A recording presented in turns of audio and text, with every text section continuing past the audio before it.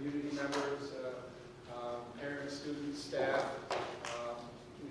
Two board members, Mike wasn't able to make it tonight, but Lynn was there.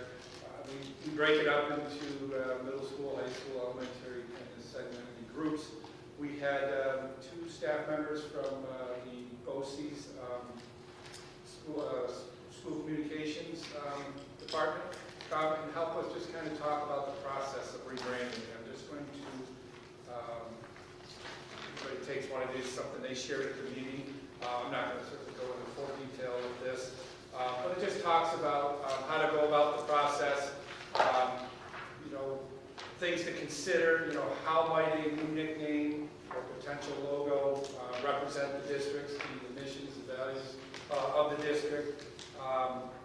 So we had some from that last meeting, and there was some discussion about going forward with Red Hawks, Storm, Devils, Red Devils, something like that. And I will say I was remiss in putting that there was discussion on Panthers as well, which today we had one group talk about moving forward with Red Hawks and Panthers, and then the two other groups were pretty steadfast on, hey, we've reached out to our community, we reached out to the student body, we got feedback, we got a lot of responses, and in both the student category response and in the community response, overwhelmingly, there was a high number of Hawks, Red Hawks in both groups if you look on a percentage-wise.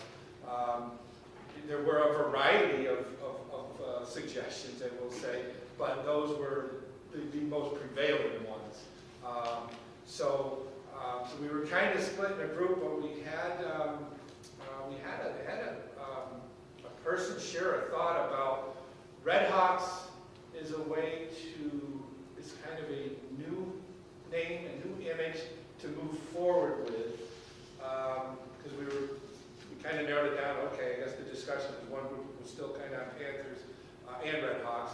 Red Hawks was a way to move forward and also kind of incorporate, you know, we had feathers in our last logo, although it would be different imagery, but we would still kind of incorporate that. Red Hawks is, you know, the Hawks certainly is native to our area, but their insight on Panthers was kind of respectful towards Chadwick's, because that was Chadwick's identity, and then, you know, we'd be trying to rebrand something that was an old identity to another school, something along those lines. I think, Lynn, if you can elaborate if I'm missing a point on that. But it was an interesting takeaway on that, which I think some people in the group then says, you know, maybe that is the way, is Red Hawks is a way to just, hey, we have to change our Indians' name, and that's a good new start moving forward. It's not common. There are, certainly not right in our area, but there are other schools that have Panthers. I think the closest resemblance to Red Hawks would be Cooperstown has Hawkeyes, you know, that we know of. So a lot of discussion, and I won't get into all of that, but to kind of encapsulate that was we had people share some ideas of Red Hawks imagery. We had the BOCE School Communications, you can say they showed some imagery that they had. It was interesting, they shared that Red Hawks is 2 words is okay. Red Hawks is 1 word is copyrighted. So we would be okay as long as it was 1 word red, 2nd word hawk. So it was good we incorporated something to try to at least move forward and be, you know, appropriate in what we might choose to do. So the committee would really like to move forward with Red Hawks and decide, because we did take input from the community and the student body, and it seemed pretty, you know, prevailing that that was a pretty common name. What they would like to do then is come up with a couple of logos. It's recommended 2. If you start getting more, you kind of split the vote, and then it's almost like a majority didn't necessarily choose it. You know, you could get 30, 30, 40 would be, you could get 34, 33, 33, something like that, and say, well, is that really a majority? So that was a recommendation. So the committee's looking to move forward is to try to condense it down to perhaps 2 images for a logo, and then put that out to the school community, right? You know, so whether it's staff and students in it, I think it was students. Did they include? I think the staff or just the students. Just the students. Okay. To have them as they're the ones who will be carrying the this movement forward and embracing this, and then, you know, they're part of the new rebranding, I suppose, was the consensus. I think, if I'm repeating or interpreting what I heard, I think, correctly. So what BOCES has is just a few, there's numbers of options, you know, certainly that we could choose from. They did suggest, I'll say the school communications provided some guidance, you know, have to be careful how intricate you get with some of your imagery, because how will that look on, if you choose to use imagery on like letterhead, or business cards, or even on apparel, you know, how will it look on apparel? Will it still transfer to that and look the same as what it looks like on paper? You know, and is it something that we can still, you know, use on a letterhead appropriately?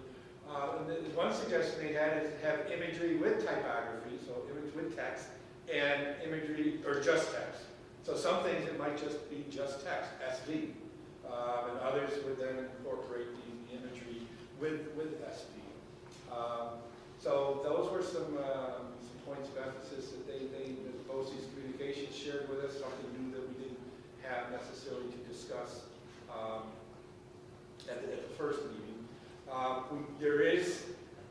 We do have, I think, some finality to the discussion of can we use the current emblem, and the answer is no. The Board of Regents, they're in their regulations that have now been adopted, is they've had their 60-day comment period. And one of the comments that did come from the state, or to the state for them to respond to, was if we no longer use an indigenous name, and you know, Indians, warriors of the such braves, what have you, could we still use an image, you know, such as something with a feather in that case? And they basically, as I think I shared along with my interpretation, they did support it by saying, no, if you were the Indians and you use this logo and they were tied to each other, you take away Indians, the logo needs to go too. You can't just find something that might fit that current logo.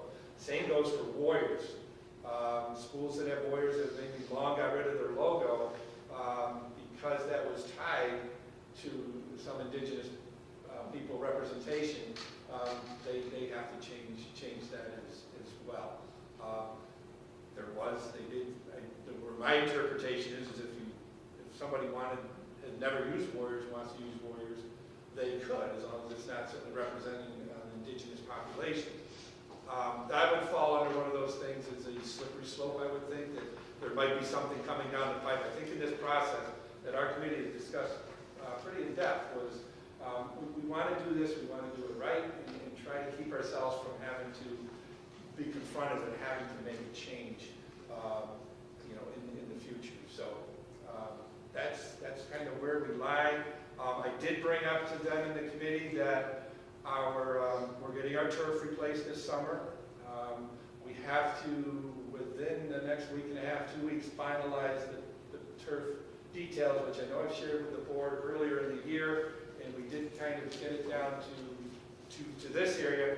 One recommendation was there's this big black line border that went all the way around what would be the football field. There's a white line that's the boundary line for football. Then there's, I want to say it's at least 2 to 3 feet wide, maybe 2 feet wide, that goes around the border of the field. A good suggestion from the engineer was perhaps remove that black portion line because it tends to present the field as just a football field. If you take the black lines out, it makes the red lines more prominent for field hockey, it makes the yellow lines a little more prominent for soccer. These white boxes, as I picked on our coach, said that's to keep our coach within the sidelines. But that is mandatory. You do have to have, I don't think you have to have it that thick of a line, but it's pretty common that it's kind of the coach's player's box for football. It goes from 25-yard line to 25-yard line. A lot of fields have that, but, and one of the new features that we were recommending, that I know this group had suggested, was add Sauquoit Valley to the end zones. Our current one doesn't have that. So our discussion talked about, we're not going to make a decision on the imagery in 2 weeks to have the plans. And another, again, it was a high school student that brought up the point was, we have a current logo on the field that says SV in a circle that has 2 feathers coming off of it. Why don't we just keep SV in a circle? The only difference was it wouldn't have feathers. It would be the same logo we have. And it's like, simplified response, but very true. Right now, they don't feature it with a white background, or it could be perhaps a black background, or maybe a red background, and so we could play with that a little bit, which I may see what the design group could do. That might be kind of the last piece that I maybe share at least with the board to try to get some input. Perhaps our committee's going to meet again next Tuesday. Maybe have them look at it as well and see if we can kind of finalize that. Otherwise, we may just kind of go. I mean, I guess the green does kind of keep the field looking like a field and not, you know, if we were to put a whole new big logo design on there, it might take away from what the purpose of the field is. It's playing field. You want to be able to see lines, be able to see that, and not just be an image of something. So, but those are all different schools of thoughts, but that's something that we do need to finalize, and I did bring that up with the group. So I think we have some real good discussion. I think, you know, they talked about how we did take from the community and got their feedback to get to this point. And the committee's narrowed it down to Red Hawks, and we'd like to then present to the student body at least 2 options of images to then vote on to see what we look. So are due going forward. So I kind of want to just open up board's thoughts. I mean, I'll take some feedback from this group to that committee, or Lynn and I can both do that as well. So Red Hawks is the consensus then? Yeah. Okay. I just wanted to say thank you to the committee and everyone for the input. I know it's hard to have to say goodbye to Indians, but I love Red Hawks. I think that's so great. And I love that the students were so involved in the decision in the community. So I'm excited for this. I think it's going to be really great. So thank you. I love Red Hawks. I think it's a great name. Others? All right. I think anything else you can think of from that meeting? I just will kind of reiterate what Dawn said. It's great to see the students like really being engaged with it. It's important to them, especially the logos. They're going to be the ones donning these logos and representing them. And I know one of the students at the table I sat at mentioned, you know, the track logo is already very similar with, you know, the wings on either side, and so it's something that can, you know, be further incorporated. And they do want to pay homage to who we were in our feather, and that was the best way that they felt they could do it. And I think that you talked about at one point in time too that if we went with this, which if that's the final decision, is we could have a mascot that we Someone can Yes. dress up. Oh, and the other point that students made regarding keeping just SD on the field was we can put up signage, you know, on the side of the concession stand or somewhere else, like throughout the stadium and in the school. So even if it isn't on the field, on the turf, you know, and it might be large and kind of take away from the turf itself, there are other places where we can certainly put, you know, different imagery. So it wasn't, they didn't feel like they were losing out on that. You know, we thought this was going to be a very contentious issue and cause a lot of controversy, but you guys have handled it so well, and everybody seems that, I guess, is a consensus. Everybody's supportive, so. Well, we did bring up, because I know there was the discussion of, in the newsletter, we put it out in February to say it was a way we could get to the whole community and say, hey, if you want to take part in this here, you can go to the website and offer a suggestion. We have Parent Square that we can communicate with students and parents within district, but the newsletter got out to the rest. The committee felt that, you know, and then I think in that newsletter, I had indicated that a committee would narrow down to some choices, just thinking out loud and thinking maybe where we're going to go, and then put it out to a vote for 2 to 3 things to vote on. But as we said, there was a consensus for Red Hawks. People stood up and said, hey, we have heard from the community, we did get their feedback, and now there was consensus again to move forward with the students to vote on what the imagery might look like. So it might look a little different than how we first expressed it, but it is, we did take the feedback, we did use that, we condensed it down, and that's how we're looking to move forward. And it's obvious that people felt that their voice was heard, and we didn't upset people and not listen. No, the older students are actually kind of eager. I think you've heard some say, right, we keep putting it out there, we're not going to move forward with it. And they actually seem kind of eager to see where it's going to go and see like what it'll look like at a football game next year. You know, the kids are going to graduate next year. So they're really invested in it. They're really interested in seeing, you know,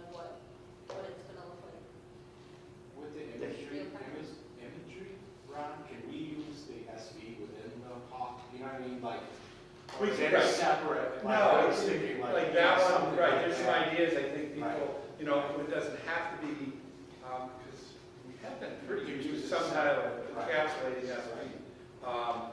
But it doesn't have to be, but it certainly can be. Right. And like I said, there's a whole swell of ideas, I'm sure. What we can do is, and kudos to Lynn, she reached out to a school out in Colorado that went through the same thing, and became Red Hawks and willing to provide any resources or assistance with us as well. So that was, you know, so I think we have some good stuff to move forward and resources to do that. So looking forward to that. Good things happen in support of that.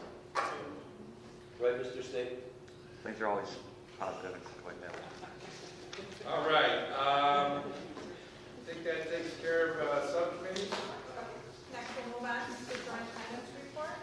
Okay, at this time, I am going to ask our board president to reach into this jar here. We have two names, Anthony Nicotera and Kathy Cornelia, there's two open board seats. We have two candidates running for those seats. And what we're going to select here is the order in which they will appear on the ballot. So the first one, appearing first on the ballot, will be Anthony Nicotera. So if you would, to verify that we did have two names in there, pull that one out. And second on the ballot will be Kathy Cornelia. So instead of just going alphabetical order? We probably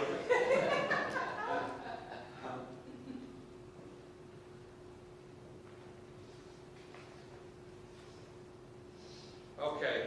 Mascot committee update I took care of. Naloxone information. I shared with you some information, and I don't know if I could just maybe share that with you. I left mine in the office. But, so this has been something that's been on the radar for a while. And there's been some different feelings about naloxone, or about how people may commonly known as Narcan. And it's a kind of reversing agent for somebody that's overdosed on opiates. And we all, I think, are well aware of the overdose issue that we're having with opiates, especially being laced with fentanyl. I was at a meeting 4 weeks ago perhaps, with the United County Executive, the United County District Attorney, members of the Sheriff's Department, some policy office people from Madison BOCES. They even had a doctor online that joined the meeting via Zoom. And it was to talk about the epidemic, but it was also to try to rally schools to get us thinking about, if we don't already have it in our schools, to consider having the Narcan or naloxone available in our buildings. You know, we haven't had that. We haven't been trained in doing that. I know we've had at least a former nurse that was interested in doing that. But you know, I think there's some myths out there as far as having it here and what kind of message that might send. But I think the best takeaway I got from this meeting was, if it ever comes into school, and it may already be, we're not going to bury our heads in sand and say it doesn't happen here in Sauquoit Valley, that something could happen to an unknowing victim. For example, a piece of paper's on the floor, a citizen walks by, a student, a staff member, picks something up that somehow got laced with fentanyl because somebody came into school, maybe had it on their hands, they dropped that paper, they pick it up, and then it gets absorbed in the skin, and you have an adverse reaction to it. And we would, you know, if you don't have something to reverse that, we know the Narcan does work. And, you know, for that reason, I think it kind of, not that it changed my tone, I think, for the most part, supportive, because I'm like, all right, it can't hurt people, is what I'm hearing. You know, so to give it to myself right now, it should not have any effect. It deals with the adverse reactions you're having to a narcotic, to an opiate. You know, whether you've used it yourself or absorbed it in some way. So I feel that we would have people interested in volunteering to be trained to be able to administer this. We have opportunity before. There was a couple options we had, and they weren't the greatest options, and I think there's still work to be done on policy. And I'm not going to get into policy in any great detail tonight, other than to say if we do choose to do this, we do have to adopt a board policy. And I know the BOCES Safety Office is working with the Madison BOCES Policy Office, because there's some concerning features in some of the policy options that they have that I think we need to work through. But nonetheless, we would need to have that if we want to bring naloxone into our district. But now the county, they have access to be able to provide it for free. They would also provide for free storage boxes that would look similar to our AED storage boxes, so people could get access to them. I got to double check whether an alarm would sound just like if somebody opened up the AED cabinet. It would, this alarm sound, so that we knock on wood, we haven't had an issue. People have been respectful of that, and you know, just to indicate that hey, somebody's accessed that. And if they have, hopefully it's for the right reasons.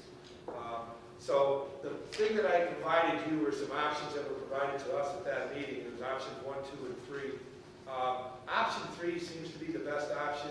We would be working in concert with the Oneida County Department of Health. They would be responsible for the prescriptions to be able to disperse or distribute the naloxone. The other options, I think we would have to work with our own entity, it might be with our school doctor or directly with the New York State Department of Health.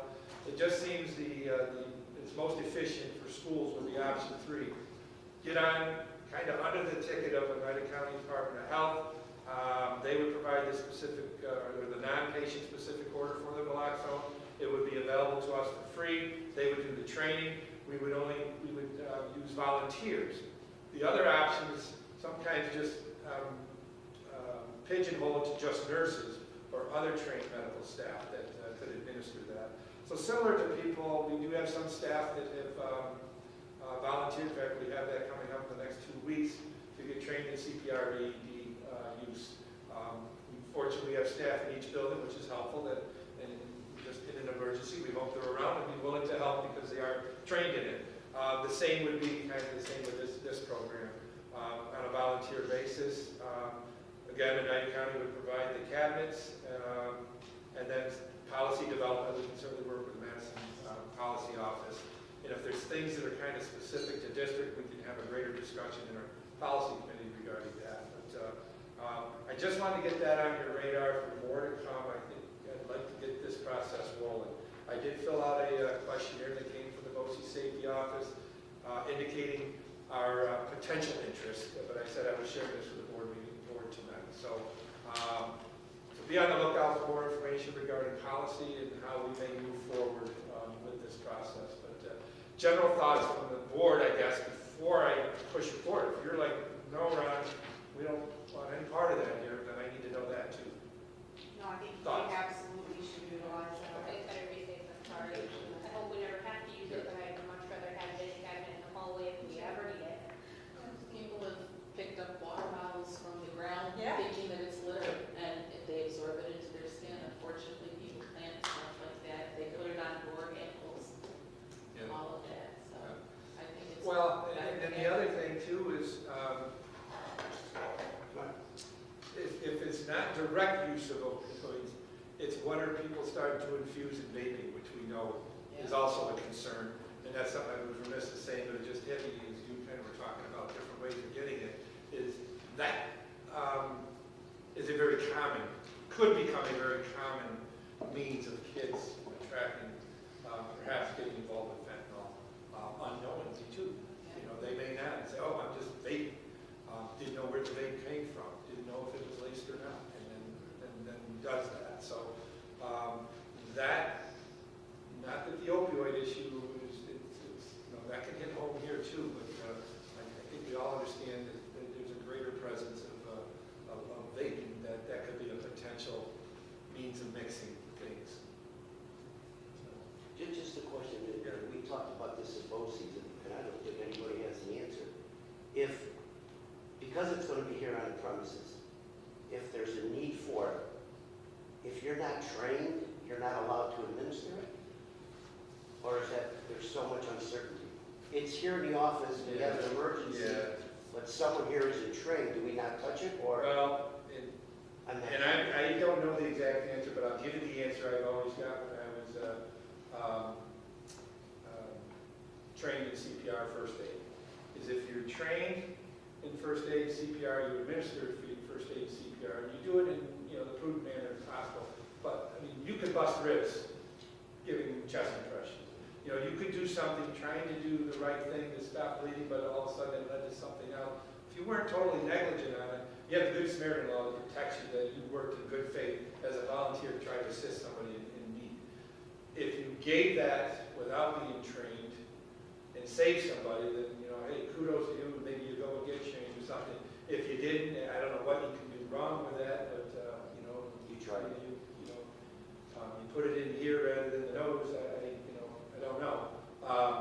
You know, you might not be protected, you might put yourself out there and be liable for something. That's the best answer I have, speaking from the first aid CPR training. I know how that Good Samaritan law works there. So. And is there something that's going to be required to have an agreement between the collective bargaining units and the district? In some of the policies I've read, I don't see anything where there. I don't know where that might be, because it would be volunteer. But we would certainly be open to discussion. Certainly, say that again. You were looking for volunteers. It would be volunteer. You would volunteer to do it. You know, and kind of the same as we do now with CPR and AED. We had 30-some people sign up. They didn't all take the online portion yet. They might be working towards it, but we do have, I think, all the 14 people that have done the online portion are now ready for the hands-on physical portion. But what I like is we have people in each building that are looking to get certified in it, so it at least provides some bodies that are trained and willing to do that. For this, I don't know. I don't know what you know, if there's an online component and then a hands-on component of that. I just think of So like I don't know, first but aid there would be CPR, something. you know? I wouldn't foresee it to be as long as that. I don't know for certain.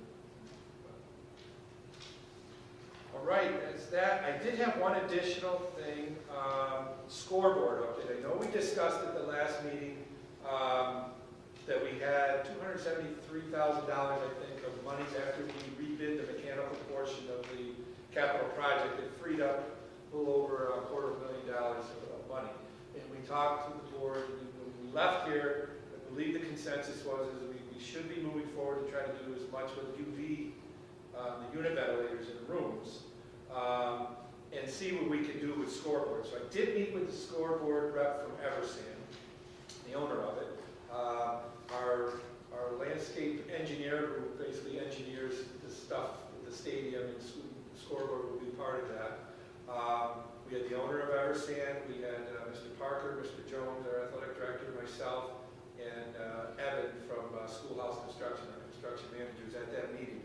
And that was just to kind of get us in front of the guy that, Eversand is a local company, they're out of Yorkville, they've done a lot with scoreboards for a number of years, and they are on the state contract, and they would be one of the vendors that would probably be considered should we go forward with a scoreboard. Just to try to quickly sum that up is when we met with that gentleman, some of the things that he brought up was, you know, depending on what you want to do, or if to be most cost effective, you want to work with the structure we have in place. I think it's 3 steel posts.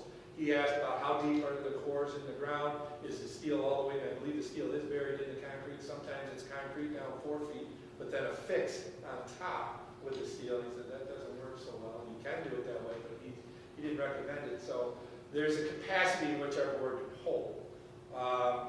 And our current one out there, I can't remember, I want to say it's 8 feet high, probably at least 16 to 20 feet wide. And it's a basic functioning scoreboard. It'll give you score for all the games and, you know, the sporting events that we handle. What he could provide is probably a similar board with a better aesthetic view to it, so it might appear to be bigger. You might be able to say like Sauquoit Valley, you might, you know, sometimes be able to put in a logo or something to kind of give it a bigger appearance, but then still have basic scoreboard features. Probably, if I remember correctly, $50,000 to $80,000 range. If you wanted to put a video component on a board, he recommended somewhere between 16 to 20 feet wide. I think Mount Markham has one that's like 16 wide. I can't remember how high, but it does have a video component to it that you can do a lot of different things with.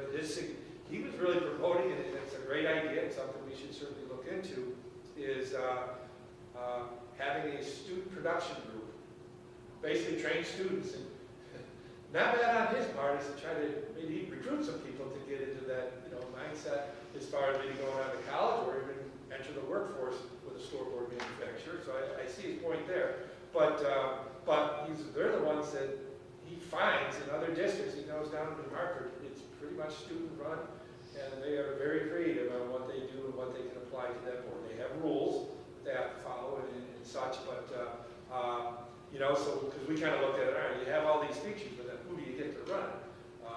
That's not a bad idea. Maybe that leads to something, in the curriculum that kind of leads to, something to that effect, or maybe not necessarily curriculum, or it could be curriculum, but also extracurricular to a point to have something. But there's some options out there, but that runs more in the 140, 150 plus range with a scoreboard component, with a video component to the scoreboard. So the way we left the meeting is he was going to provide some renderings of a basic functioning scoreboard, aesthetically a little more pleasing than what we currently have out there, and a video component scoreboard. So that's kind of where we're at. We will reach out to him in a few weeks. If we haven't heard back, to try to get some ideas. Perhaps I could then share with you, because I know Mike did share this with me. Couldn't be at the meeting, but wanted to see where we were at with that. So I can provide that. I just want to, reconfirm, because I know when we left here, it's like, well, what can we do, UVs and scoreboard? That's kind of, so again, let me just back up a second. One suggestion from our construction manager is, we have a contingency budget in our project, which is money that's not earmarked for anything specific right now. And if there aren't, so he's suggesting, let us get into the project, let's open up some walls, let's tear up some floors, and see what we have. If things are behind a wall that we tear apart, that appears the way they think the wall should look like, we don't have to put in extra steel, like I know we had to up here in the auditorium on the 3rd floor. It was just a brick-supported wall with no steel in it. In current codes, you need to have steel. So I don't think we have anything that enormous when we open up walls, but you never know when you run into asbestos someplace that you don't believe it's there. You do some testing, but it may not catch everything. So there's a contingency budget that they will have an idea as we get into the project early in the summer, maybe by mid-July, 3rd week or so in July, we might have a better idea that we're going to have X amount of dollars in the contingency budget left. Then we could consider maybe using that towards a scoreboard as a thought. I just want to get your opinion. Do we want to continue to try to take what we have? Because with the unit events, I know there's a meeting coming on Thursday, Charlie? Or is it tomorrow? Talking about pricing for that. And I think if we get the pricing honed in, I think it's to our benefit to order as many of the unit events that we want to get in one order, as opposed to, well, we'll get some now, and if we have money left over, we'll go. I think I'd rather, my thought would be, what I would support is, let's get as many unit events as we need to get. Try to, we were looking, I think, to complete the elementary school, do our best job of completing that, or if there were some, because I know the high school, many got put in here, but not all of them. So if there's some that are really old, we may want to replace some of those, and then hit the elementary, and then replace those in the future as we can. So my recommendation would be get as many unit ventilators as we can with the 273.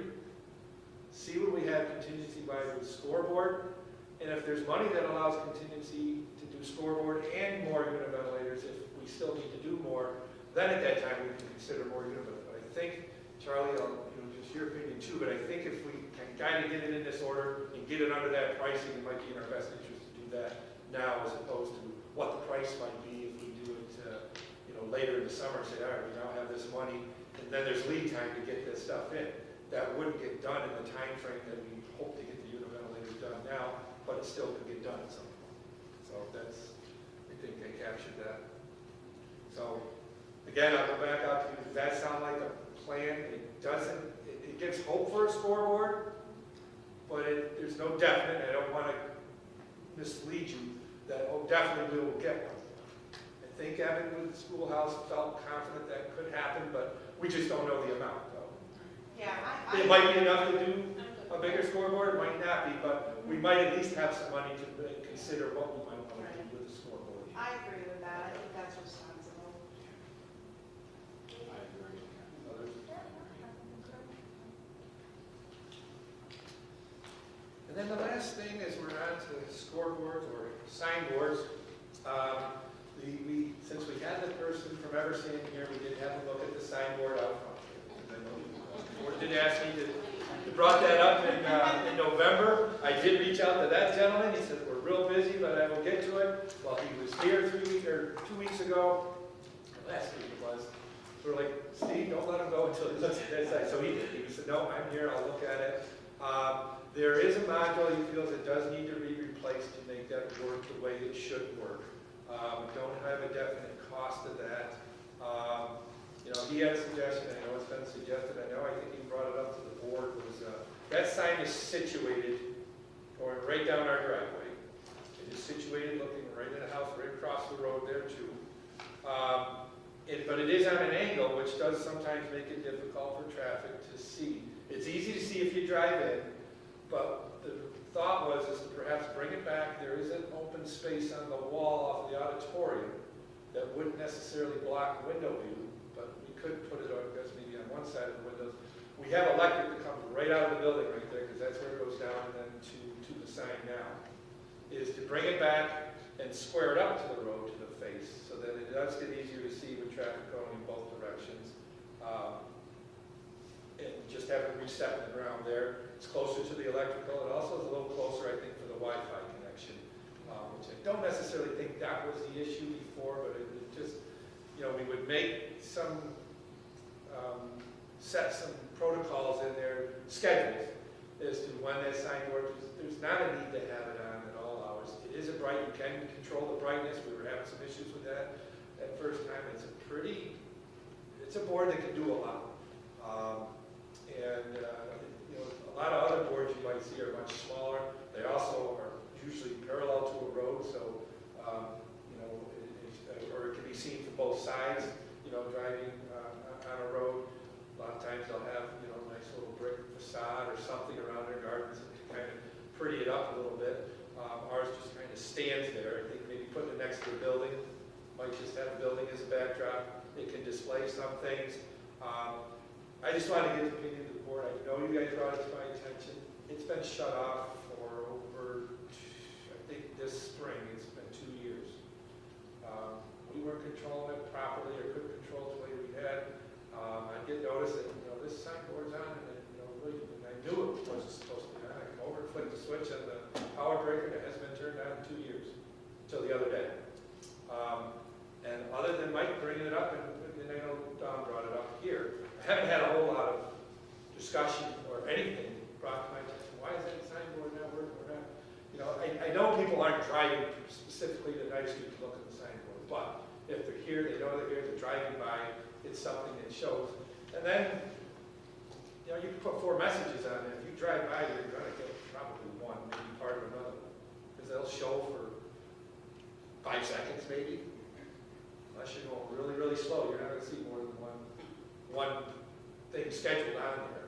But it is something that was purchased by a graduating class a number of years ago.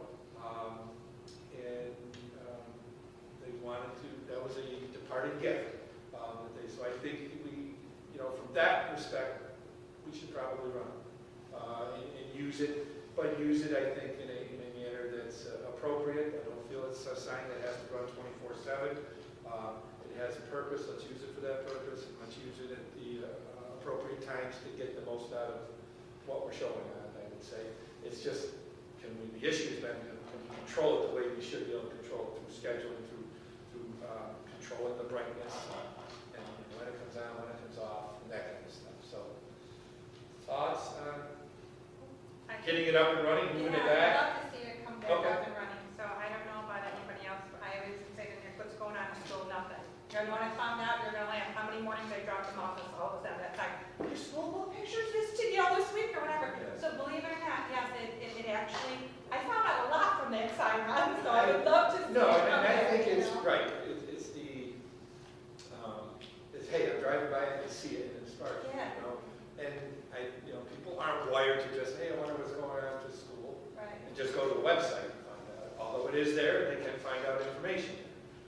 But we're usually wired about what gets presented to us that we don't otherwise go out of our way to see, and then we react to that. So it's kind of a sign of the times, I suppose. But Yeah, I agree. I would love to see it used rather than not.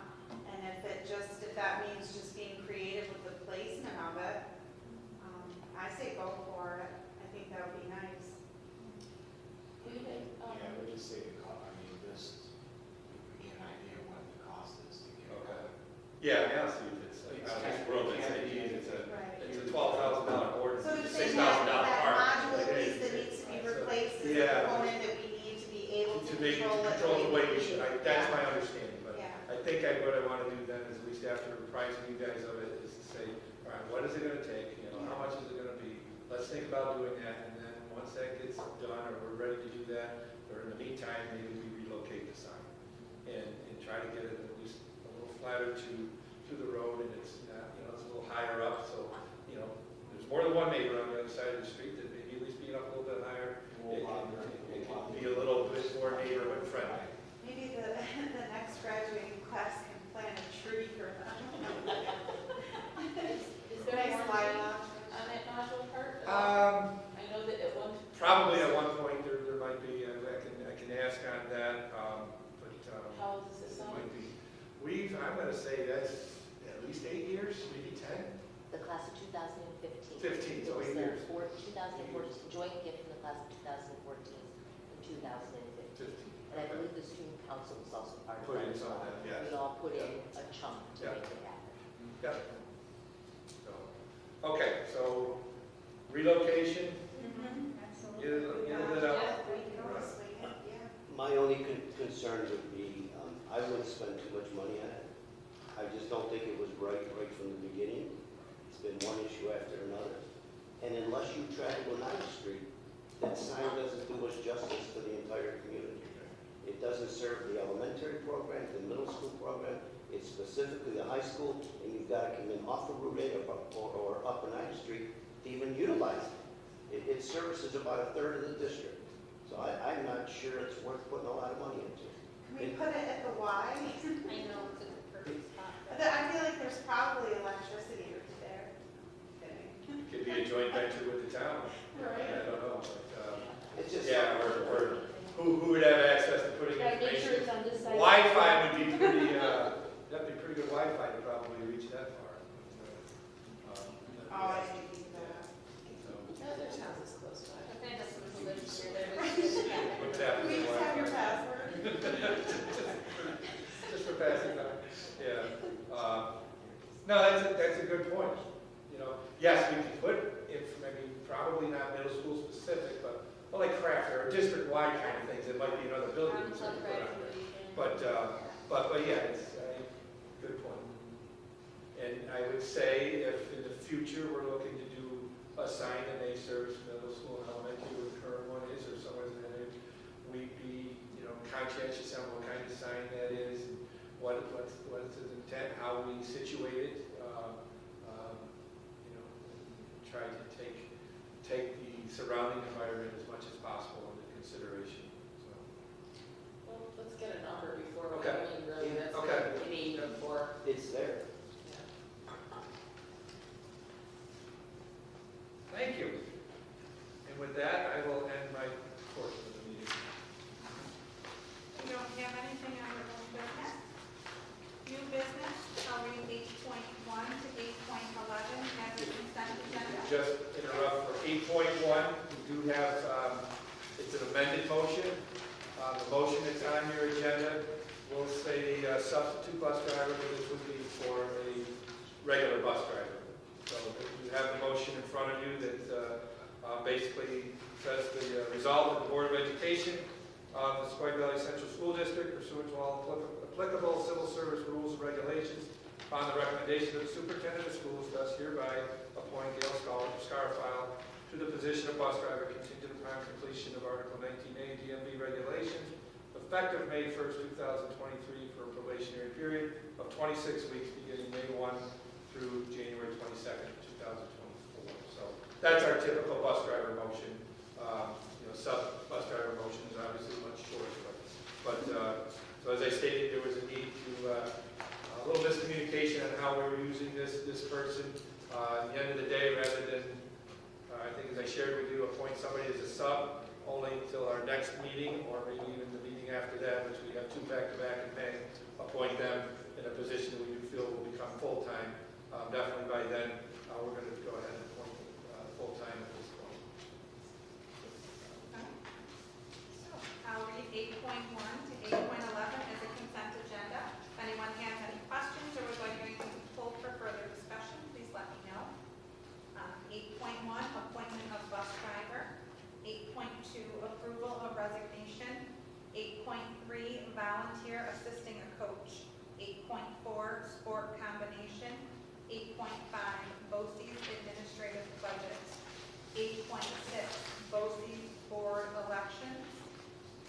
8.7, approval of minutes of the April 4th, 2023 meeting. 8.8, extra classroom activity report. 8.9, treasurer's reports of balances March 31st, 2023. 8.10, resolution authorizing payment of bills approved by the claims auditor. And 8.11, committee on special education and committee on preschool special education recommendations. Does anyone have any questions, comments, or would like anything pulled for further discussion for 8.1 to 8.11? We're good then. Dawn, I'm going to abstain from 8.6. So I'll just pull 8.6. We'll vote on that separately. Then I'll need a motion to approve 8.1 to 8.11 with the exception of 8.6. I'll need a second, please. Second. Tony? All those in favor? Aye. Any opposed? Do I need to open the motion to discuss 8.6? Yes. All right, so I'll need a motion then to open discussion on 8.6. Patty? I'll need a second, please. Judy? If no one has any questions or comments on 8.6, we can vote. All those in favor to approve 8.6? Aye. Tony or one second? Abstain, please.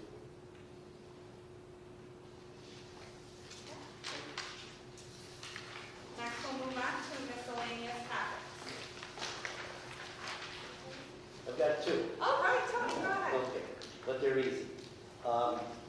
When COVID became an issue for school districts, at graduation, we were no longer able to recognize board members whose terms were expiring. And I believe for years and years and years, we always did that at graduation. And it takes maybe 30 seconds. And I think Dawn, after serving for 12 years, giving up 12 years of service away from her family, as any board member, even if you serve for 3 years, to receive a certificate at graduation is very meaningful versus here at our meetings that we had to do during COVID. So if we can reinstate that, Ron, it's just something to think about. It's not time consuming, it's just a matter of thanking people. We did it for the Lisa Frost, and we did it for numerous people. It could have been 3 years or 6 years or 12 years, whatever, but it's just a nice token of appreciation. So I'm not asking, just asking you to consider it. And number 2, We'll work with the powers that be to see if we can. thank you. do something with I that. know that senior class president is very difficult. I'm good with it. I'm good with it. I know who he And the other one is, I think the board knows I'm not a fan of schoolhouse, the architects that had to do much of our work here. But I drive through school every day, sometimes 7, 8, 10 times a day. And I see the markers out here. And I'm just curious, in their plan, what is the plan to remedy that situation?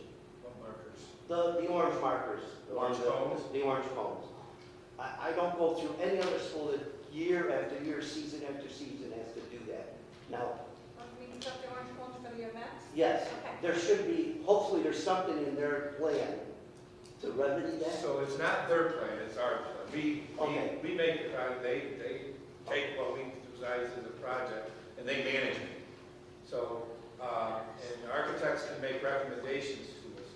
So that road is being, that section of road is being replaced or recoded. It didn't get done in the last project. We did have some discussions regarding widening that, I think at the end of our last project, and even entering into this project. However, there is a drainage ditch there on the right-hand side as you're coming down towards United Street on that access road. That if you widen the road, so there may be a lot more infrastructure work that needs to be done to be able to just simply widen the road. You bring up a wonderful point, but if we don't litter these grounds with orange cones, then there's signs that say no parking fire lane, and they get ignored all the time. We have people that pull in facing the baseball field. The lines aren't set up for pulling in. They're set up for parallel. They do what they want. If we don't put no parking, people feel you can park there. You go up past the pole barn, there's parking on both sides. You're lucky to get one car through there. You know, a great point, and I'm going to recommend we put more signs up, is when we have an event here at the high school, a concert. We have them lined up both sides here. We don't have people out there organizing that, how to park. We do usually in graduation, and we usually use both sides on that. But for a concert, again, if there's ever a fire here in the high school, we're going to have difficulty getting emergency vehicles in here, get an ambulance in here, because it's quite congested. One car can go through here, and then they're in the way to get equipment over, hoses and whatever you need to get into the building or deal with whatever the emergency is. So my recommendation will be is to this side of the school is there shouldn't be parking. People don't follow signs. You know what? I like to say it's here, but we're not immune to it. I mean, it's other places. I mean, people park in the trees at that Elder Elementary parking lot. It's not a parking lot, but they see open grass, they park. I don't know how we can widen the road, and I think they'll still park where they shouldn't park. We put signs up, people might move them, they might move cones. We put cones up in front of the bus garage so that buses that come back from away trips during the winter can pull in their bay without being blocked. But sometimes people move those cones, and we have to announce at a basketball game, license plate number XYZ123, please move your car, so we can park a bus. So I get a little revved up on that, but that's why it's littered. And I don't, schoolhouse can defend themselves, but that's not their job. Now, if it's part of the project and it's not being done right, that is their job. So all they're going to do is pay that? So you're right, it's just going to be repaid. Oh. So, again, that's something right deeper down the line, if that wants to become I won't say a major portion of a project, but a priority in a project to say we've got to have more space or what have you for parking there. I mean, we have parking in various spots. Some spots it does require walking, to get to the venue. But it's fairly reasonable, I think. And hopefully somebody that's handicapped can at least be dropped off at a gate to get them easier access into the facility, and then the person may have to park elsewhere. I mean, we'll try to make some concessions. There might be a little bit of room where we can kind of pull cars straight in and say park here, off of the road, but without getting into that ditch that's going down a little further. But yeah, we don't put those cones there. It's a free-for-all parking, and it's not. You can't get two-way traffic through there. Could we put a curb there?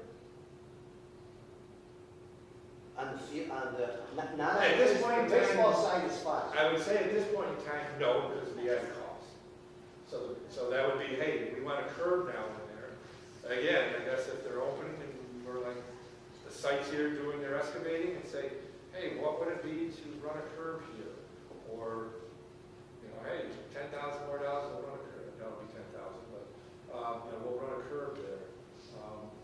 Although the curb there they're still gonna park there. A curb just means they're gonna take up more space. Without the curb, they at least drop 2 tires off of the pavement and onto the grass.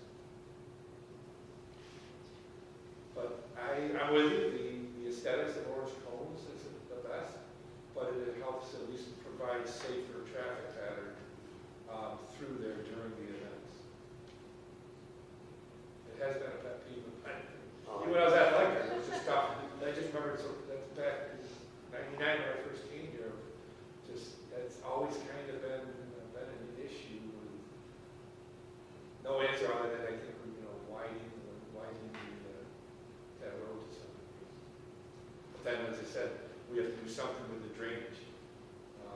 There is that is part of it. There's a swale there. Yes, that's the word. But thank you, yeah. We can certainly bring it up and have people, but, hey, give us a number. $80,000 for 200 yards worth of work, maybe, I don't know, I'm just guessing, but that's, that's what happens when you start doing a change order in a project too. But, again, Is there a curb around the parking lot at the elementary school, Allison? For your cars? There is a curb, right? There's a sidewalk and then. Sidewalk, Yeah, yeah, and there's- curb, right? On the side closest to the school. The other side, no. By the grass, where the sidewalk is, there's no curb. But on this side, there is.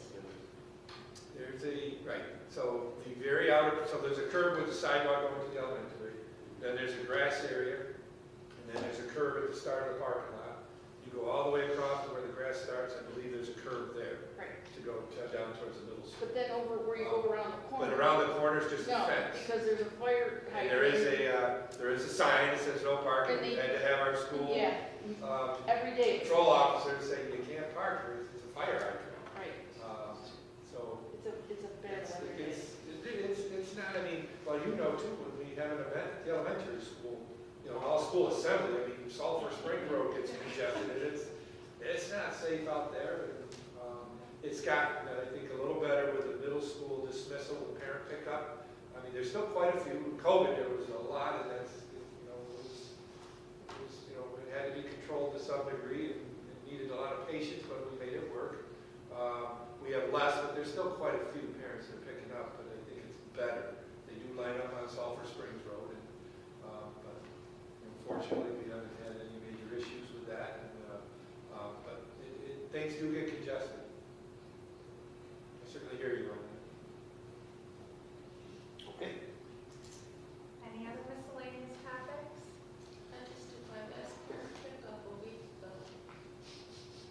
On her drop-offs. Your son has his license. It's tough, isn't it? I looked at my husband when they got his and I said, what are we gonna do with ourselves now? Because every night we were out somewhere waiting for him at some practice or something, and he just got in the car and drove away like it was it, So I'm like, oh my God, like, what do you do now? But, so.